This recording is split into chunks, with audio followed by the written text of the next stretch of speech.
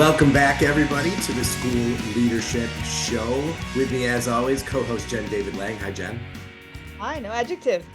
Nah, no adjective today. Let's just get after it. So we have a very cool guest here with us today, and somebody that you know from not a previous life, but previous time in your life. You want to introduce our guest? Sure, absolutely. I'm really excited to have Mitch Weathers with us here today.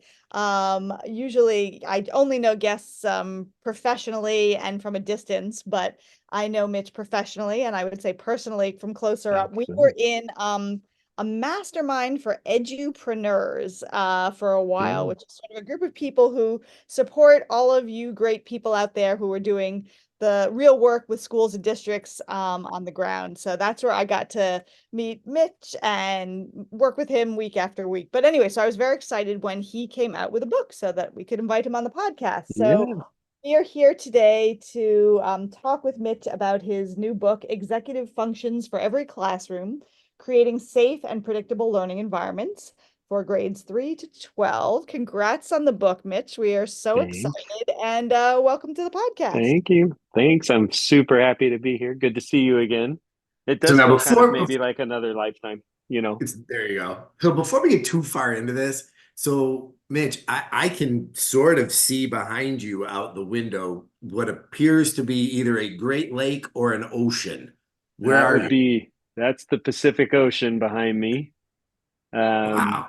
yeah, I'm based in Northern California, and I'm just south, if you know the state, Santa Cruz, California. But I'm here in town. My family's here vacationing, and I'm here working with the local district. But I'm getting a little time and That's pretty on the nice. beach too, so it's kind of a double whammy. Yeah, it's quite the view, I gotta say. Because in my view from out of my window in Rochester, New York, does not look like that. How's Brooklyn looking, Jen? Not like that. Right, but we'll enjoy the view. Our listeners can, Right? Yeah, you could see it. but yeah, it is That's funny. August here, and we wanted to dive in and talk about executive functions. Some schools have already started, but everyone is in the throes of thinking about the new year. And Right. so you wrote this great book all about executive functions. As a former middle school teacher myself, I know firsthand how important these skills are. When I first started teaching middle school, I thought I was a math teacher, but then I realized actually I am a teacher of students, and what that means is when they come disorganized into my classroom every day, that it was actually my responsibility to teach those skills so they could succeed as students, but also in life, all those skills that you need to succeed in life. So I was really excited. This book hit home for me. Yeah. And it seems like you realized that too, Mitch, in your classroom, that you got your kids organized, you created this amazing system, and then your school took it over, and then you brought it out into the world. So, can you Right. tell us a little bit about your background and how you came to be the organizational guru in your classroom and then beyond? Yeah, I can. And I've thought about that quite a bit because I started in the nonprofit space working with middle school and high school kids before transitioning into the classroom. And I only bring that up because I think, now looking back 25 years later, and supporting lots of new teachers in different ways along that journey, for a lot of people, getting back into the classroom or getting into the classroom and learning how to interface with adolescents in particular, I think maybe that upper elementary through high school, say it's like almost like a whole new species. Like, how do I do this?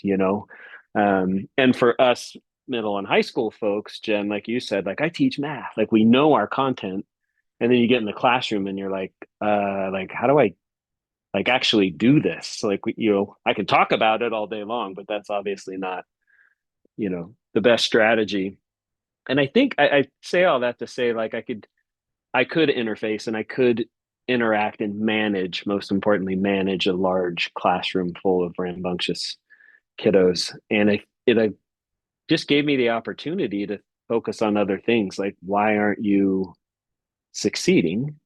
I worked primarily at that time with multi-language kiddos. And as I got to know them, it's like, oh, you're entirely capable. You've been plagued with academic failure most of your career in school. What's going on? And then it kind of dawned on me, like, oh, you don't know how to do school. Like you don't know how to do school. And I did, of course, didn't have the language for, executive functioning skills and working memory and all these things that really lay the foundation for learning. Um, but I kind of just got to work on that. Like, what's the one, wait, not even the one thing, but what is it that has the greatest impact on students being successful? And if we can figure that out, why don't we just do more of that stuff and not the other stuff, right? And of course, I was not a gifted researcher and have all the answers, but that was kind of where this all came from, just that trying to solve that one question. And if I couldn't make that connection, I just stopped doing it, right? Well, and I got to tell you, it's so interesting to hear you say, because you two are both primarily middle and high school folks. I taught high school math, but I was an elementary principal after that. And I remember on more than one occasion, we would get, and I was in a pretty wealthy district. So every once in a while, we would get an incoming kindergartner who had had no preschool experience.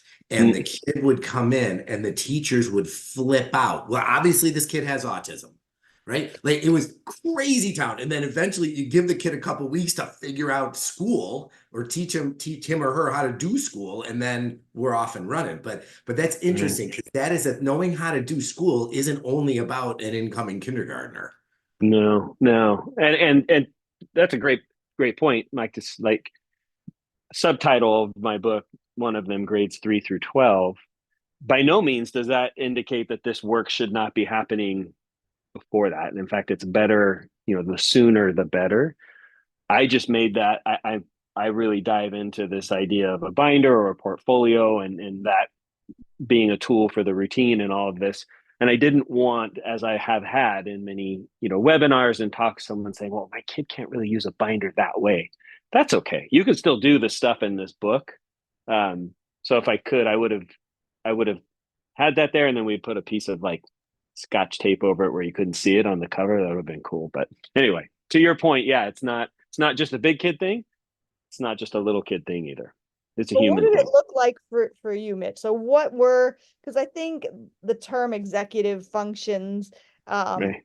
it's umbrella. It can mean a lot of things to a lot of people. So what were the actual skills that you found some of your kiddos were lacking? Lacking. Needed Yeah. to- Yeah. And I totally agree with you. Executive functioning has definitely become, more of a vogue in style term right now.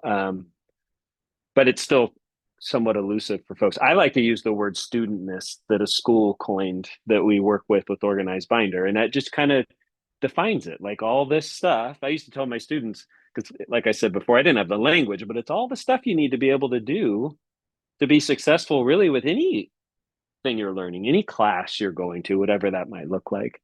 So for me, one, it all started with organization. Like, where's your stuff? Like, we did stuff yesterday. Where is it? And why didn't you bring it back today? Because we're going to use it today and we're going to build on it tomorrow.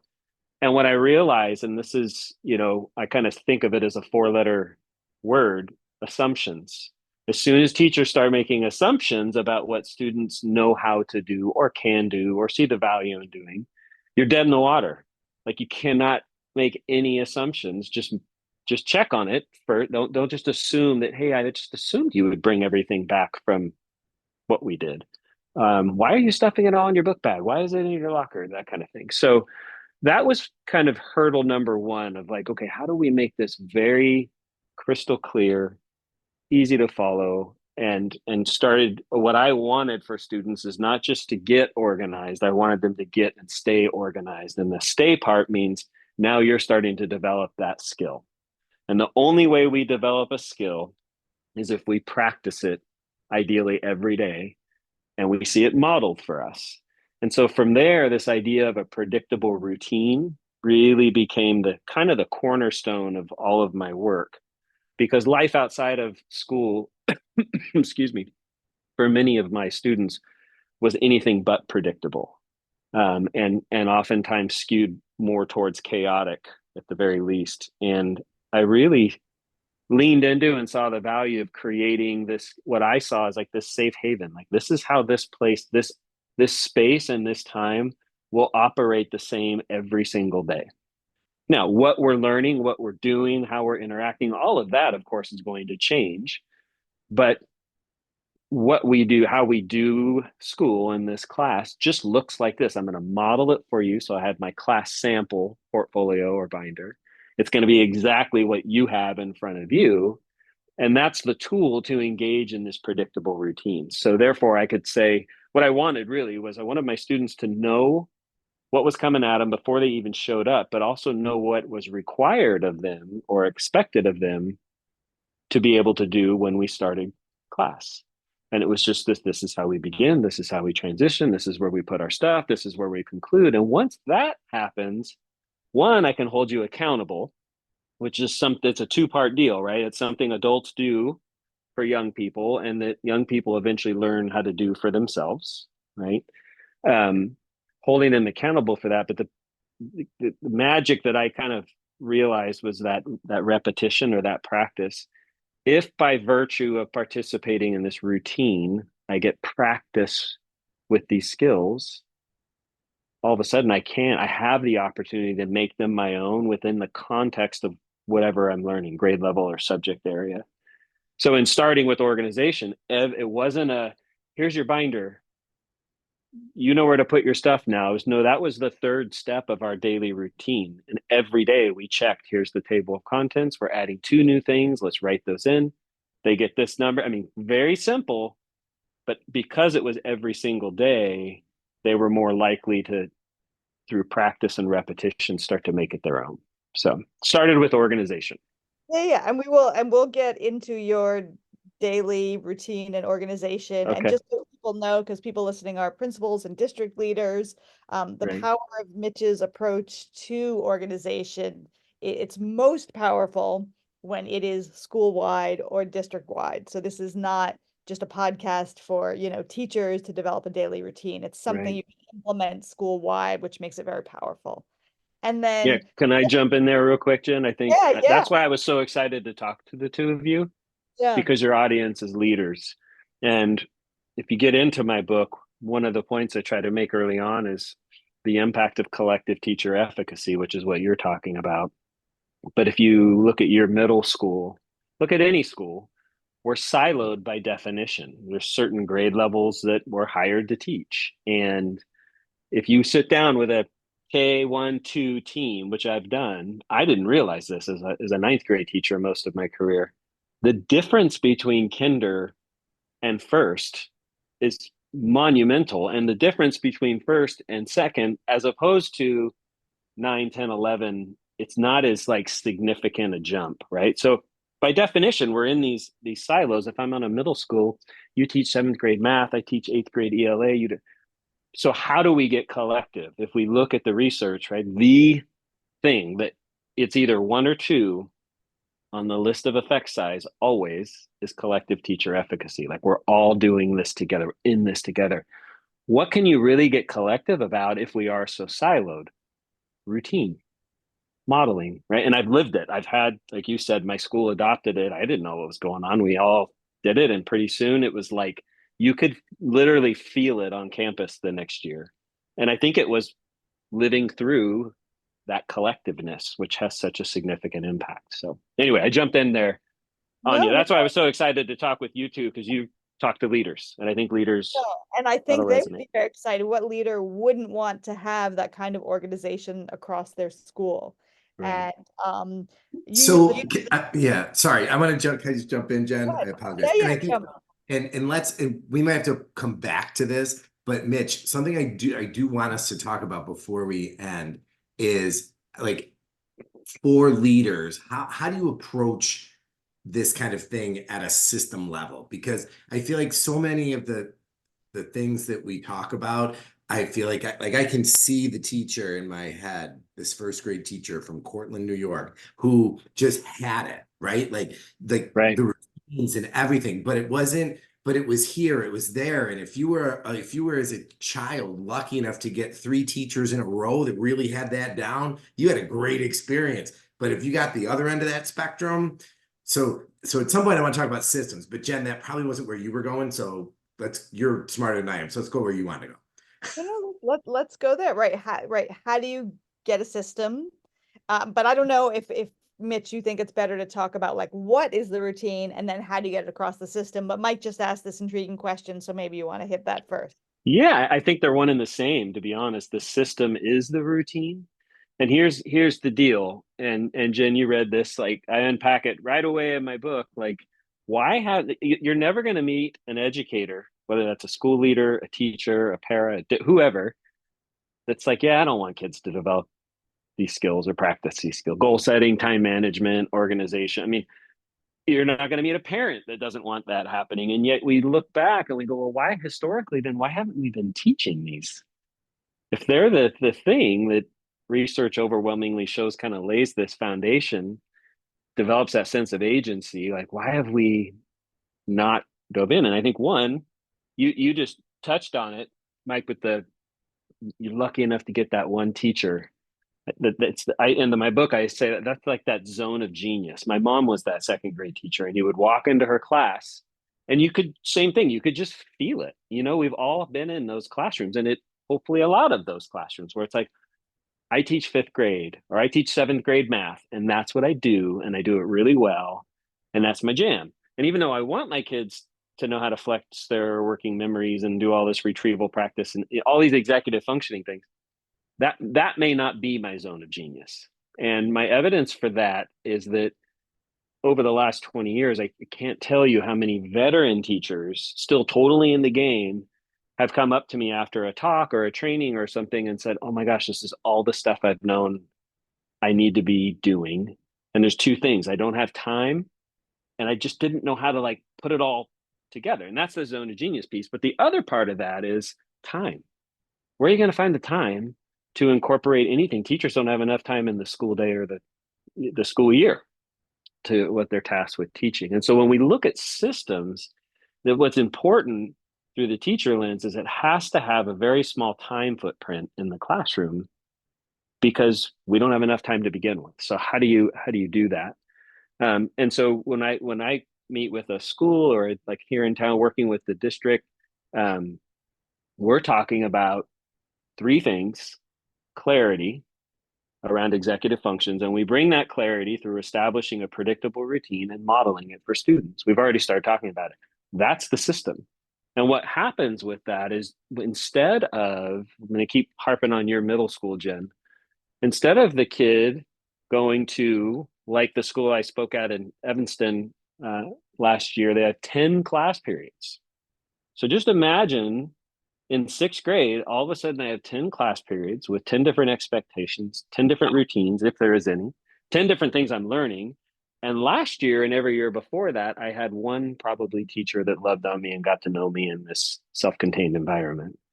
So that's where we run into cognitive load, like just trying to get through the school day. Or my kids, they're translating everything they're hearing and seeing. There's a certain number of mental calories that go to that process that are no longer available for me to focus on learning, right? Which is why all of this has to do with classroom management and my ability to self monitor and self control and all of that.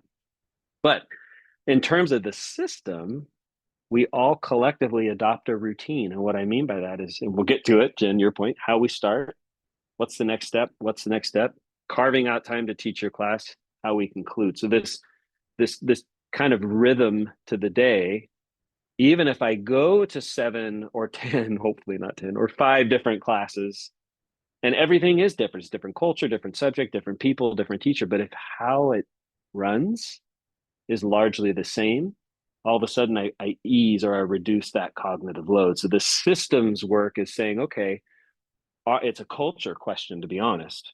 Do you see the need? Is there evidence for your students lacking or struggling with executive dysfunction? And do we collectively believe that this would help our students? Okay, that's a school-wide culture question. And okay, how do we address that? Well, we're all going to adjust our daily routine a little bit to be collective. And we're all just going to have a class sample binder that each day gets updated and it looks exactly like what students need to have. Because here's the secret. I saw you raising your hand, and this is for all the school leaders out there. sometimes teachers struggle with executive dysfunction. And this, we talk all student lens in these conversations. It's actually for the teacher. We're training with and working with the teacher, and it can really set them up for success too. So go ahead. Jen, you raised your hand. Yeah, I was going to say, well, first of all, part of why I chose to feature your book in the main idea is because not just for the load, reducing the load for the students and the time, but for the teachers, so that Mm-hmm. you're not proposing, here's a whole other curriculum, right? Here's an executive functions curriculum for advisory or homeroom, that you're infusing this into the regular classroom environment. Yes, And that's then, yeah, important. I do think that system-wide, it is helpful to have these similar routines across subject and grade level so the kids don't have to keep relearning it, and also so teachers can observe each other and see what's going That's on. true. Maybe other teachers have a more efficient or effective way of implementing part of the system. Mike, Right. you had Yeah, so let's drill down. Let's get specific now. Usually You we guys, get by the way, you should do a video podcast because it's fun watching you two interact. I know we're on audio, everybody, but I'm having a good time watching you two Yeah. raise hands and stuff. So anyway, go ahead. we're trying. YouTube channel. But so get specific, okay? Because we've been talking sort of in generalities about having routines and having executive functioning, but where the rubber meets the road, kids walk into the classroom. What does it look like? What could it look like system wide so that we're Yeah. building on these skills throughout the grade levels? And to add to that, no, I was raising my hand a bit also, Mitch, because you keep referencing binders. Like, assume no one has read your book, right? I'm sure they all will after this podcast, but assume they haven't. So any references to they don't know what you're talking about, right? Gotcha. So you have a very clear routine for a class period, and it starts with the beginning routine. So tell us Mhm. about the beginning routine and explain the idea of this binder as well. Okay. Hence the modeling. It's a lot easier when we can talk about it and you can see it. But yeah, that's a good point, Jen. I appreciate it. So the binder becomes this physical tool that allows for nonverbal visual cueing in the classroom. And so as students are showing up, and it could be to the school day, but we'll just keep it, I'll keep it in that middle school range. Doesn't have to just be middle or high school. But as a student's walking to the class, they know, okay, in order to be considered on time or be ready to learn and engage with this learning community, I simply need to be in my assigned seat with my binder open to this page. I'm going to stick to the binder. It could be any type of portfolio. It's the point I try to make in the book. I created an organization around all of this called Organized Binder. The name just came about because kids started loving their binder and look how organized I am, and it kind of stuck in my classroom. But I bring that up because if you look at an organized binder, it's all color coded. And so not only is there it's literally the B page, it's called the weekly lifeline, but it's the color white. The goal setting that's in front of it is color gold. The agenda behind it's green. And so I have that projected. If you could all visualize this, you walk into a classroom. If it were me, and Jenna talked about this book, I was the guy at the door greeting kids, making connections, because we know that matters more than anything else, relationships with kids. But as they entered the space, there was, oh yeah, that's right. I need to get my binder or pull it out of my book bag, whatever the teacher's doing, and have it open, right, to be ready to this particular page. That page is projected in class. There's absolute clarity, no ambiguity about what I need to do. And now, if you have a tardy issue or something, now I have the ability to like, hey, this is very black and white. You can do this, right? And what's going on? That's kind of a red flag that you can't be ready when the rest of us are ready and we begin class together. So that's simple, the big part of that nonverbal visual cueing. But if I unpack that routine, which I do quite a bit, what students are not doing is walking into a learning environment and there's a prompt up for them to engage in the moment they show up. And what I like to say is wait to show that prompt until you start class. Now, is that the bell ringing? Is that you doing something? You start class, right? And let's all start together as a learning community. And what it allows for, if I have that simple starting routine in place and it's crystal clear and students know how to do it and they're held accountable to do so, and they all have the same binder that they're doing, it allows them to practice, or get daily practice with the work of getting ready to learn. Like, what's that look like when I'm ready to engage, as opposed to the work of learning, right? And oftentimes I'll observe classrooms and that prompt or some starting thing, bell rung, do now, whatever you want to call it, is up for students. And right when they walk in, it's like, oh, we're learning. I like to say, well, ease up. It's still passing period, or there's still kids still arriving. Like, let's all start together and let's let them get ready and let's show them what it looks like to be ready to learn. So the routine, if I was to go through the steps of the routine, that first step is that when we do start, I encourage teachers to take a moment, usually with a prompt, doesn't have to be, but to revisit and reteach previously learned concepts, objectives, or standards, whatever stuff we did before. Right? And that's all built on Marzano and a bunch of others' work around exposures. Okay, we did this Friday, it's now Monday. Or let's say we did this yesterday and today's Tuesday. Going back and saying, here's that thing. Research is really clear. The more clarity teachers bring to the point of every lesson, the more likely students are to get it. So can you distill that point down into a prompt that allows all of us, it's not a quiz. It's okay if you're confused. I'm actually doing this for that reason, to try to clear up misconceptions, but it forces me to be clear about the objective or the point of every lesson. And it allows me, just by saying, okay, this is how we call it a kickoff, an organized binder. We're going to kick the lesson off. We're looking back and we're answering questions, and what it's giving students the opportunity to do through retrieval practice is I say flex your working memory. You got to go back, grab this thing you learned or experienced, and hold it in cognitive space while you do something with it, which we know from the science of learning community, that's where learning and moving things into our long-term memory starts to happen, with that retrieval practice and working memory. So here's that point. Just by how we start, students are flexing their working memory and through retrieval practice every day, while getting their questions answered, and they've written a prompt and a response. And if I do that every day, at the end of the semester, the end of the school year, I've created this log that we can look back on and learn to study from. So there's a lot in that routine, but that's just the first step. And it only takes a few minutes.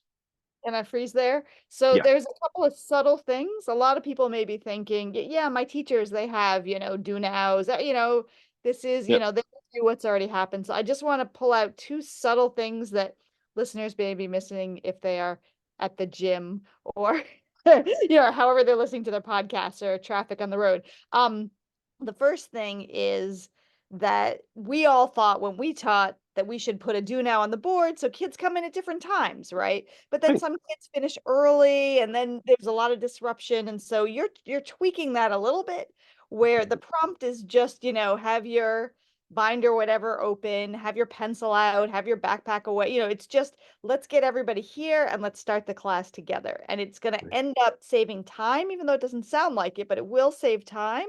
And it Yeah. also makes it feel like a learning community that you're all starting at the same time. And so Yeah. I think that's a slight subtle distinction. And then the second thing is, yeah, a lot of teachers say, yeah, I go back. I always start with, so class, yesterday we reviewed the main causes of the Civil War, blah, blah, right?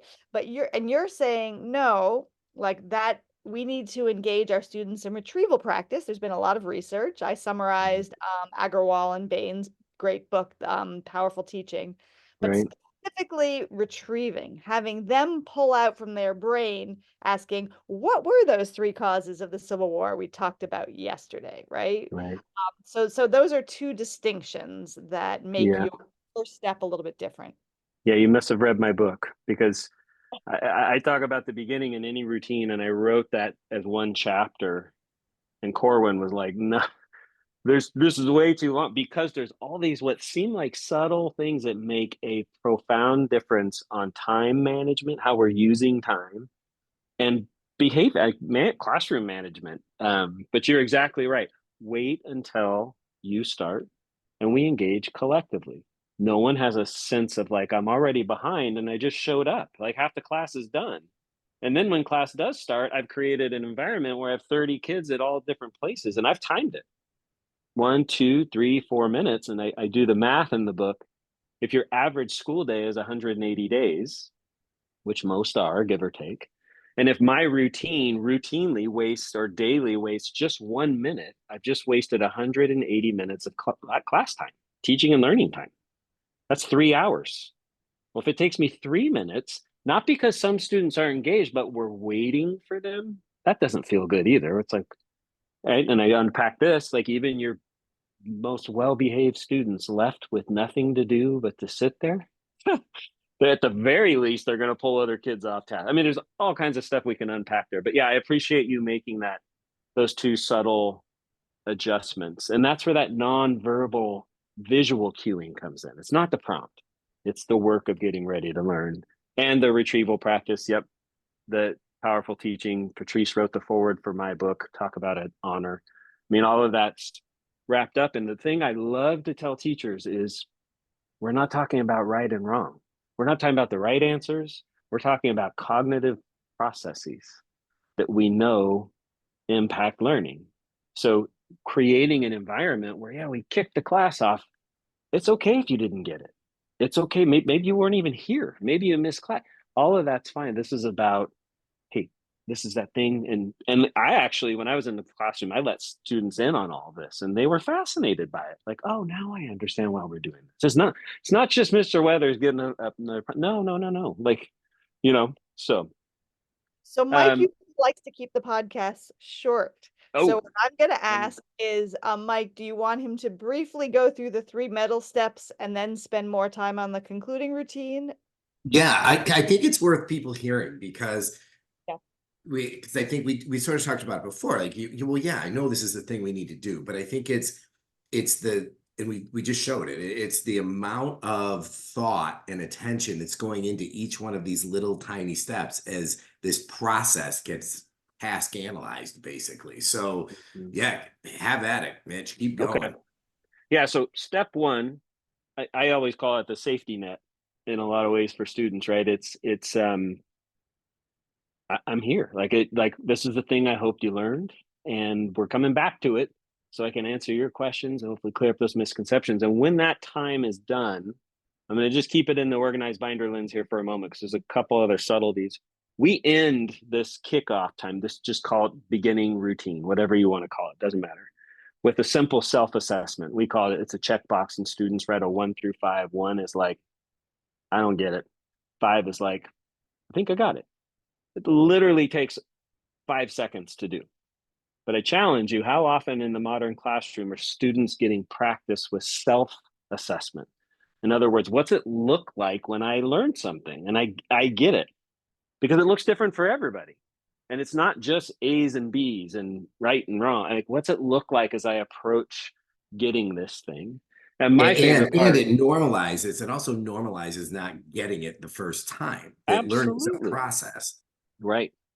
And Mike, you just hit exactly where I was going. Is it creates a learning environment where it's okay to be a 1 or a 2 on that scale. And I would tell my students every day, do not feel bad about being a 1 or a 2. If you are, I need to know that. And of course, I want you to be a 5 or a 4, approaching getting it. But if you're not, that's cool. What do we do now? That's the question. What does that look like? Is it this? Do we have a conversation during class? Do you come in at lunch? Whatever it might be. Once we've checked ourselves, and of course, that's all formative feedback for the teacher, right? I'm walking around the room. I'm just seeing where certain students are self-assessing. Then we turn an organized binder to the agenda, and it's taking a moment to introduce the lesson. Most teachers write some of this stuff up on the board. I can't tell you how many teachers I've talked to or I've observed that after a while, they're not referencing it.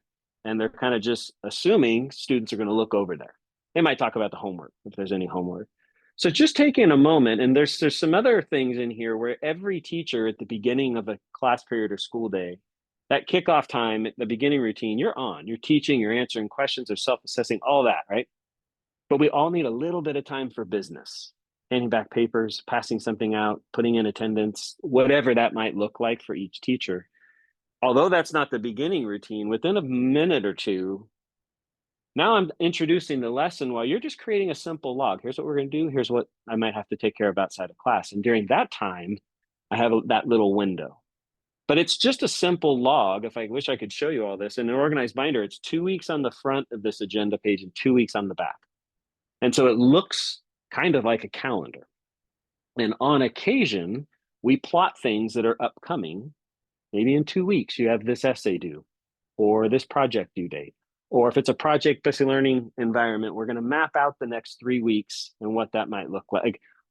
It's really modeling and showing students how to keep a calendar. And I Think of like getting, have it in the binder because, you know, typically teachers would put an agenda up on the board and it's gone, right? So this way they have it. it's a log. Yep. If you were absent, you come back, clarity. I know exactly what we did. I mean, there's, again, no ambiguity there at all. And this is just a moment. Here's what we're doing today. Here's what's coming at you, predictability. Here's what I want you to take care of outside of class or school if there's anything. And then just on occasion, modeling how you keep a calendar and talking about, certainly when you're in high school, hey, you might get to college and you're going to get a syllabus and the professor is just going to expect you to be ready to go on week 15 because you're in college now. And all you have to do is open this thing up and plot all that stuff on your calendar and you're golden. You'll know what's coming up, right? Time and task management. Nobody ever talks about it. Just hope young people figure it out. So that's step 1, beginning routine. Step 2, agenda. Tell us about step 3. Step 3 is the organization. That's the step 3 of the routine. Look at the table of contents every single day. Add to it if we need to. If not, just make sure yours is updated. Jump into your lesson. We have a toolkit on occasion that we reference, and that's just anything that we need quick reference to throughout the school year and helping students understand that not everything is just stuff from school. Some stuff is curriculum and stuff we're learning, and other things are resources I need access to throughout the year. That's not usually touched. It's review what we're doing today, get organized, dive into your lesson. At the end, I'll make this really quick. It's back to retrieval practice, but it's around the stuff. It's reflecting on the things we learned or experienced today. Just a quiet closer, and it's a one-on-one conversation. If I'm going to keep it in the organized binder lens, it's a weekly, not a daily, because teachers don't have time for an exit ticket every day. It's just not sustainable. But on a weekly basis, we can have this one-on-one conversation written where students are just talking. Here's, what I've learned. What was confusing? How did it land with me? But it's their voice and their words. And what it does is it creates one bell-to-bell instruction, not in a every moment needs to be filled up bell-to-bell instruction, but I like to use the word exploiting historically underutilized class time, the first few moments and the last few moments, right? For all of this executive functioning work. And in between that, do your thing. And then the goal setting, accountability, self-regulation is, well, the whole routine and everything is self-regulation. Accountability, once a month, we have a binder check. Does your binder look like mine? Just to guarantee that you end the school year with a year-long portfolio of your learning and your effort, right? So it's the accountability piece. And we set goals every quarter or every 8 weeks, distill it down to an actionable daily task, and then we reflect on it throughout the school year. So it's not just some stale thing that we did once that's not a working part of the class. That's the routine. No, it's fantastic. Love it. Very useful, extremely useful. And that's the systems thing, right? Everyone can do that. Yeah. Everyone can do that. And just to make sure people heard that. So basically, after the table of contents, where you're saying, this is number 1, 2, 3, this is what's in your binder or portfolio. Everything is numbered. It's very clear. The kid's absent, misses number 18. They know because the next day you're talking about 19. They're like, oh, I got to get 18, right? So they're very, very organized. And then it's whatever content the teacher is focused on, whether that's physics or algebra or English, whatever it is, that is in there. We just obviously skipped over that because we're talking about the organizational piece. And then the concluding routine, again, teachers are going to say, oh, I do exit tickets, and what looks different, we don't have the visual here, but it would be a piece of paper that has all 5 days of the week, Monday through Friday, with space for exit ticket questions, for prompts, basically formative assessment prompts, so that usually, I don't know, I would do exit tickets, and then you got all these pieces of paper. Talk about a nightmare for teachers to organize. Instead, it stays in the binder. It's a record of learning, and teachers only need to check it once a week as opposed to every day. So these are all very helpful. All that's unpacked in the book. To think about that. I did the exit ticket early on. Because that's the only thing, are you learning? And the only way to know that is for you to talk to me about it, right? Homework's not going to tell you. It's not a formative assessment. And I remember getting that as a high school teacher, and I get 150 or 60 of these pieces of paper. And there'd be days where I'm like, yeah, there's days I didn't have time. There's other days where like, I just don't care. Like I don't have any energy left. I care, but I'm not going to read these. And the bigger question I think is, how does it become a conversation? How do I collect and give it back? And then we hold on to it as evidence of your learning and growth over time and all of those things. And all these, there's samples of all that in the book for people to see. So it's not just listening or reading like Yes. we're not reading right now. No, and the book really helps so people can understand the routine, or if people go onto your website and look at Organized Binder, Yeah, I can see it there. Yeah. provide the actual binders with the tabs and the training. There, there's a lot more Yep. there. So Yep. there are those possibilities. I just want to ask, what about for the people who say, look, Mitch, it's 2024. Like, why all these binders and papers? Why not help kids get organized? You can have online folders and organization. Why the physical binder? Mm. Yeah, there's definitely people who've said, I mean, my work has been, I've had schools and teachers, say it's antiquated and outdated and you're out of touch, and that's okay. It's not, it's not for everybody, but it's an interesting conversation as we'll look and say like, yeah, there's clear evidence of executive dysfunction, and they have a device and they have access and they have this and that. We can talk about all that, but so why aren't these things being developed? And I think there's something with the doing of it. There's a great saying, and I don't speak Hawaiian, but my friend, if he's listening, Evan Beachy, who works for Kamehameha Schools in Hawaii, and his uncle with What Schools Could Be. Really interesting work, really interesting podcast. They both have said it's some phrase that they've shared with me that it's like, you have to try this stuff first. You have to see it, you have to do it and get your hands on it and mess it up and then try it again. And then that's the repetition thing, right? And just I've had schools say, well, we're not going to do the calendar piece because there's a calendar in Canvas.